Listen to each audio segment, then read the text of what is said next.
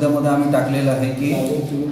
सरकारी निधीचा सांस्कृतिक उपक्रमामध्ये जो खर्च होतोय त्याच्यात एकूण लक्षात येते की सांस्कृतिक उपक्रम कमी होतो देशाच्यासाठीचा आणि भारतीय जनता पार्टीच्या प्रचाराचं काम जास्तीत जास्त याच्यामधून होऊन राहिलेलं आहे। हे सगळ्यांचं आमचं ऑब्जेक्शन आहे, जे ऑब्जेक्शन आम्ही वर्धा जिल्ह्याच्या जिल्हाधिकाऱ्याकडे आत्ताच रेज केलं थोड्या पूर्वी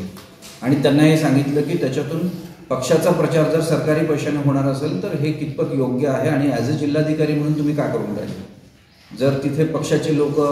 मंच सांभाळून राहिलेले आहे, पक्षाचे लोक अनाउन्समेंट करून राहिले, पक्षाचे लोक बॅनर लावून राहिलेले आहे आणि ते सगळा कार्यक्रम अशा पद्धतीने होऊन राहिला। दुसरीकडे आपल्या जिल्ह्यामध्ये दुष्काळ आहे, शेतकऱ्यांची परिस्थिती भयंकर आहे, शेतकरी संघटनांचे कार्यकर्ते आंदोलनं करून राहिलेले आहेत, त्याच्याकडे सगळे दुर्लक्ष करून प्रशासन दुर्लक्ष करत आहे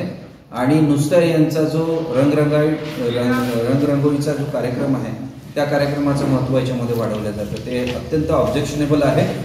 आणि हे एकूण जे कष्टकरी लोक आहेत, इकडे अंगणवाडी सेविकांचे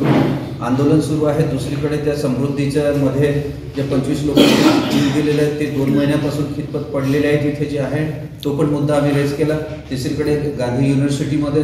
ते पोरं जे आहे युनिव्हर्सिटीमध्ये ज्या पद्धतीचं त्यांची प्रताडणा होऊन राहिलेली आहे त्यांनी शोषित आहेत। चौथीकडे आपण जिल्ह्यामधले सगळे शेतकरी आणि शेतमजूर जे आहेत आत्ताच्या दुष्काळाच्या परिस्थितीचा सामना करून राहिला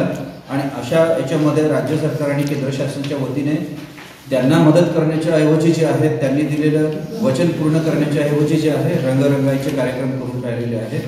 हे अत्यंत चुकीचं आहे। म्हणून जिल्हाधिकाऱ्याच्या मार्फत म्हटलं शासनाला ही आमची भावना कळवा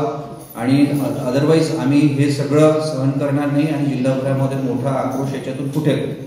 आम्ही ह्या जे 2 महिन्यापेक्षा जास्त दिवसांपासून इथे जे आंदोलन सुरू आहे आमचे चंद्रशेखर भाऊ मडावीच्या नेतृत्वामध्ये, त्यांना आम्ही सांगितलं की या लोकांची एकच मागणी आहे की डेप्युटी CMने जे आश्वासन दिलं होतं लगेच टीव्हीवर की आम्ही 25-25 लाख रुपये प्रत्येक परिवाराला देऊ, तर ते म्हटलं नियमाच्या अंतर्गत नाही येत आहे आणि आम्ही